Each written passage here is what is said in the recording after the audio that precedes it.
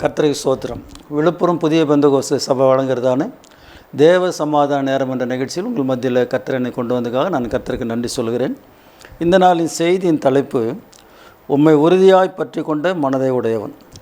இயேசு அதிசன புஸ்தகம் 26ஆம் அதிகாரம் 3ஆம் வசனம் இப்படி சொல்கிறது: உம்மை உறுதியாய் பற்றி கொண்ட மனதை உடையவன் உம்மையே நம்பியிருக்கிறபடியால் நீர் அவனை பூரண சமாதானத்துடன் காத்துக்கொள்வீர். கர்த்தருக்கு மகிமை உண்டாகட்டும். இந்த அருமையான வேளையில் உங்கள் மத்தியில் ஆண்டவரை உறுதியாக பற்றி கொள்கிற ஒரு அனுபவத்தை, ஒரு சம்பவத்தை, சுபாவத்தை, ஒரு சாட்சியை நான் உங்கள் மத்தியில் சொல்லும்படியாக விரும்புகிறேன். இன்றைக்கு ஆண்டவரை அநேக தேடுகிறார்கள், ஆண்டவருடைய காரியங்களில் உற்சாகமாக காணப்படுகிறார்கள், உறுதியாக பற்றி கொள்கிறார்கள். ஆனால் அநேக நேரங்களில் அவருடைய உறுதி தளர்ந்து போகிறது. கர்த்தருக்கு ஸ்தோத்திரம். அநேக பிரச்சனைகள் வரும்போது அவர்கள் உற்சாகமாக இருந்தவர்கள், உறுதியாக கர்த்தருக்கு நின்றவங்க, ஆண்டவருக்கு சாட்சியாக நின்றவர்கள், அநேக பிரச்சனைகள் வரும்போது கொஞ்சம் கொஞ்சமாக ஆண்டவர் விட்டு தூரமாக போய் அந்த உறுதி இல்லாதவர்களாக மாறி போகிறார்கள். ஆனால் வசனம் சொல்லுகிறது, உண்மையாய் பற்றி கொண்ட மனதை உடையவன். கர்த்தருக்கு ஸ்தோத்திரம். ஆண்டவரை உறுதியாக பற்றி கொள்வதுக்கு மனம் வேணும். எந்த ஒரு காரியம் செய்கிறதுக்கும் நமக்கு மனம் வேண்டும். மனம் இல்லாவிட்டால் எந்த காரியத்தையும் நம்மளால் செய்ய முடியாது. இன்றைக்கு அநேகர் நினைப்பாங்க, பணம் எல்லாம் இருக்கும், எல்லா வசதி இருக்கும், ஆனால் அவர்களுக்கு அதை செய்கிற மனம் இல்லாதனால அவர்கள் செய்ய முடியாது, மாட்டார்கள். கர்த்தருக்கு ஸ்தோத்திரம். அதனால தான் வசனம் சொல்லுகிறது, உம்மை உறுதியாய் பற்றி கொண்ட மனதை உடையவன். கர்த்தருக்கு ஸ்தோத்திரம். ஆகவே ஆண்டவரை உறுதியாக பற்றி கொள்கிற மனம் நமக்கு வேண்டும். அப்படி இல்லாவிட்டால் ஆண்டவர்கிட்ட நீங்கள் கேளுங்க, ஆண்டவரே நான் அப்படிமா இருக்கிறேன், உங்ககிட்ட கொஞ்சம் இருக்கிறேன், உலக பிரகாரமாக கொஞ்சம் இருக்கிறேன், உமக்கும் சாட்சியாக வாழ நினைக்கிறேன், உலகத்துக்கும் வாழ நினைக்கிறேன், என்னை உம்முடைய காரியத்தில் கொஞ்சம் உறுதியாக நிறுத்துங்கன்னு சொல்லி ஆண்டவர்கிட்ட கேட்டீங்கன்னா ஆண்டவர் நம்ம நிச்சயமாக உறுதியாக நிறுத்த வல்லவராக இருக்கிறார். கர்த்தருக்கு ஸ்தோத்திரம். ஆண்டவரை உறுதியாக பற்றி கொள்கிற ஒரு சுபாவம் நமக்கு வேண்டும். கர்த்தருக்கு ஸ்தோத்திரம். அதற்கு உதாரணமாக நான் சொல்லுவேன் என்னால், ரூத்து புஸ்தகத்தில் இருக்கிற ரூத்து தான் நம்ம உதாரணமாக சொல்லணும். கர்த்தருக்கு ஸ்தோத்திரம். ரூத்துடைய புஸ்தகத்தில் 1ஆம் அதிகாரம் 16ஆம் வசனம், 17ஆம் வசனம், 18ஆம் வசனத்தில் அந்த நகோமி ரூத்தை பார்த்து சொல்லுகிறார், நீ போயிடும், சகோதரி போயிட்டா, அதனால் நீ என் கூட வரதில்லை, இனி எந்த விதமான பிரயோஜனம் இல்லை, நன்மை இல்லை என்று சொன்னார்.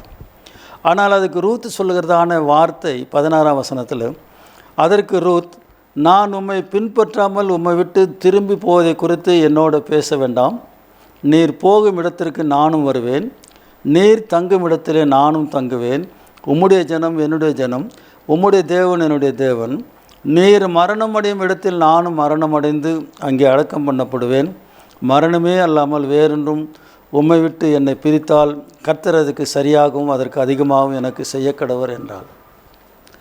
எனக்கு அன்பானவர்களே, இந்த நகோமி சொல்லுகிறாள், என்னோடு கூட வர்றதில் உனக்கு பிரயோஜனம் இல்லை, உன்னுடைய சகோதரி ஒருபால் எனக்கு ஒரு முத்தம் கொடுத்துட்டு போயிட்டா, ஆகவே நீயும் போய் உன்னுடைய வேலைகளை பார்த்துக்கொள்ளுன்னு சொல்கிறாள். ஆனால் ரூத்துக்கு ஒரு உறுதியான எண்ணம் இருந்தது, மனம் இருந்தது. கர்த்தருக்கு ஸ்தோத்திரம். அதுக்கு தான் 16ஆம் வசனத்தில் இப்படி சொல்லப்பட்டிருக்கிறது.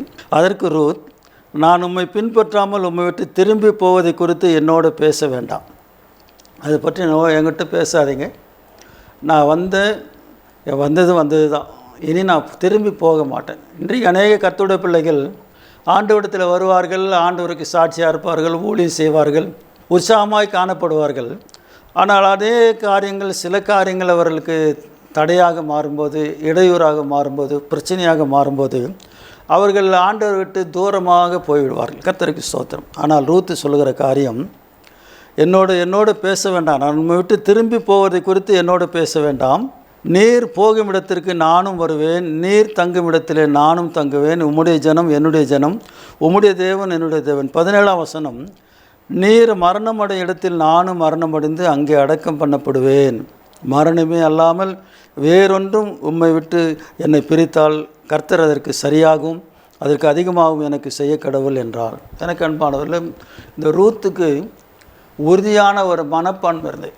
எந்த நன்மையும் கிடைக்காத ஒரு காலத்தில், எதுவும் நல்லது நடக்கிறதுக்கான வாய்ப்பு இல்லாத ஒரு காலத்தில் கூட ரூத் தன்னுடைய மாமியாக நகோமியை விட்டு போகிறதுக்கு மனம் இல்லாது இருந்தார்.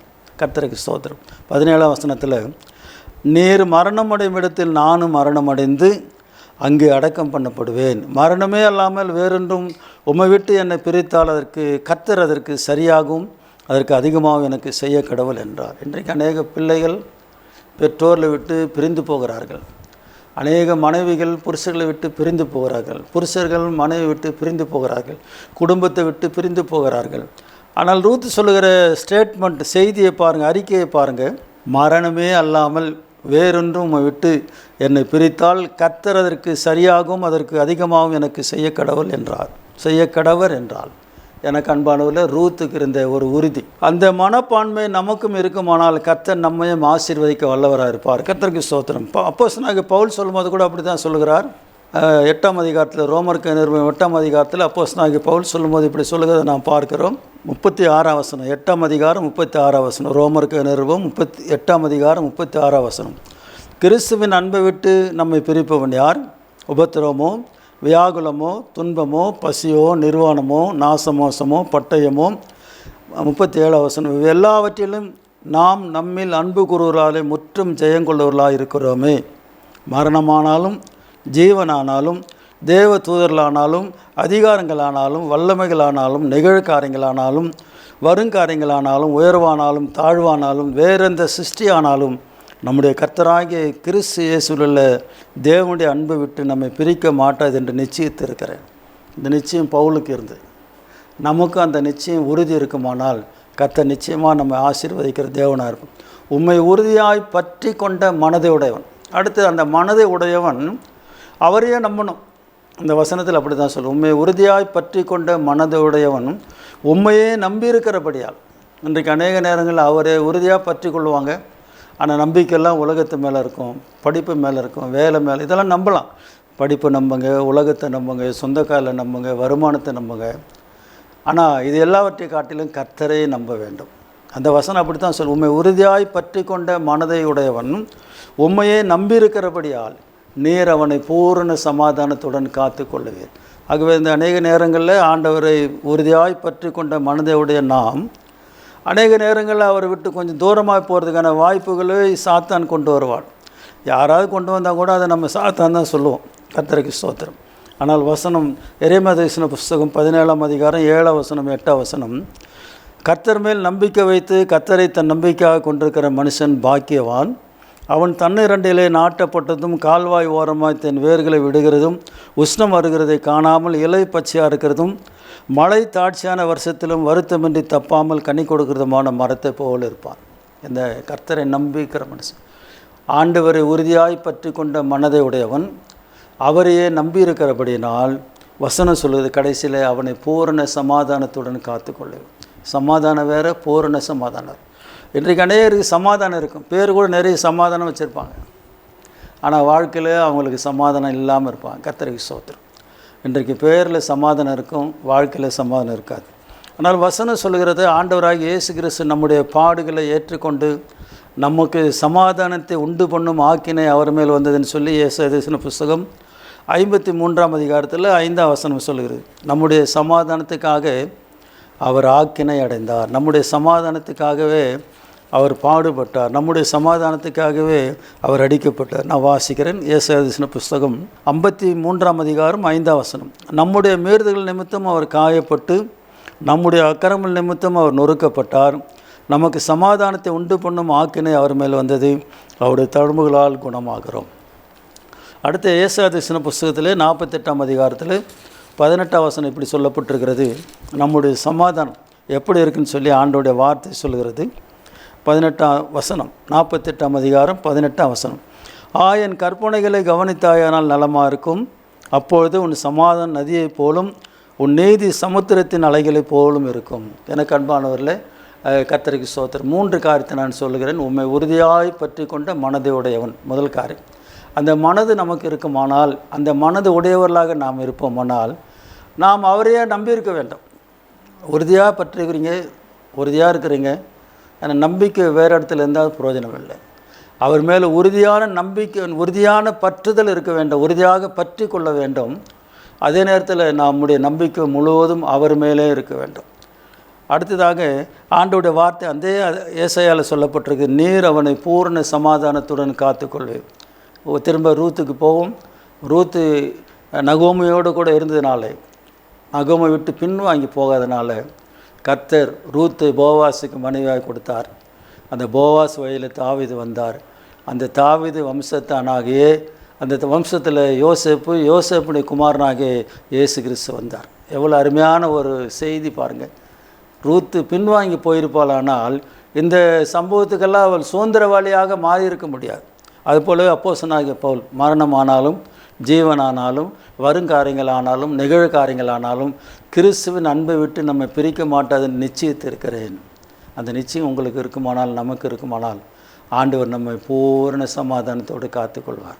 ஆகவே வசனம் சொல்லுகிறது, ஏசாயா 48:18 என் கற்பனைகளை கவனித்தாயானால் நலமாக இருக்கும், அப்போது உன் சமாதானம் நதியைப் போலும் உன் நீதி சமுத்திரத்தின் அலைகளைப் போலும் இருக்கும். ஆண்டவர் இந்த வார்த்தைகளை ஆசீர்வதிப்பார். ஜெபம் பண்ணுவோம். ஆண்டவரே, இந்த செய்திக்காக நன்றி செலுத்துகிறோம்.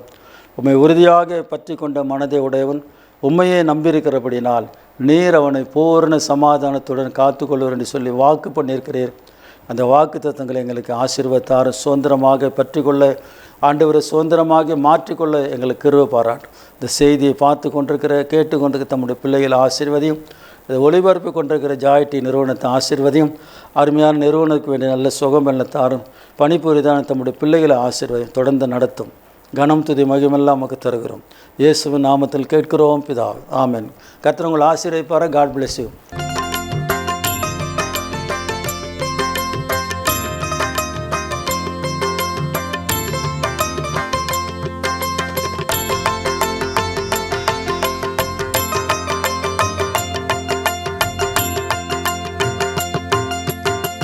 என் சித்தம் ஒன்றுமில்லை தேவா, ஏழை என்னை கண் பாருமே. என் சித்தம் ஒன்றுமில்லை தேவா, ஏழை என்னை கண் பாருமே. நெஞ்சத்தில்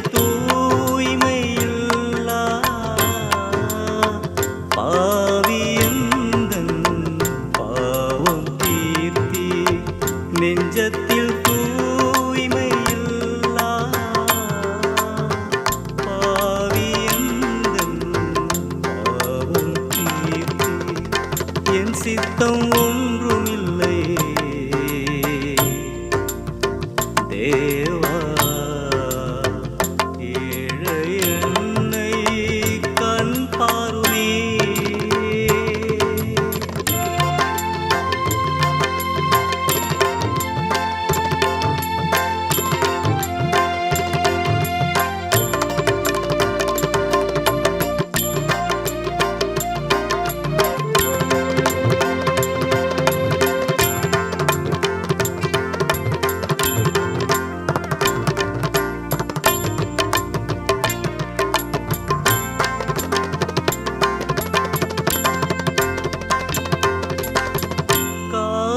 சூழ்ந்த எந்தன் கண்ணீரின் வாழ்வுதன்னை, காரில் சூழ்ந்த எந்தன் கண்ணீரின் வாழ்வுதன்னை மாற்றிட யாரும் இல்லை, என்னை தேற்றிட யாரும் இல்லை, மாற்றிட யாரும் இல்லை, என்னை தேற்றிட யாரும் இல்லை. என் சித்தம் ஒன்றுமில்லை தேவா, ஏழை என்னை கண் பாருமே. வாலிப நாளதிலே வாழ்க்கையின் இன்பமதை, வாலிப நாளதிலே வாழ்க்கையின் இன்பமதை இயேசு எனக்கா கொடுத்ததினால் தேவ அன்பை நான் பாடிடுவேன். இயேசு எனக்காய் கொடுத்ததினால் தேவ அன்பை நான் பாடிடுவேன். என் சித்தம்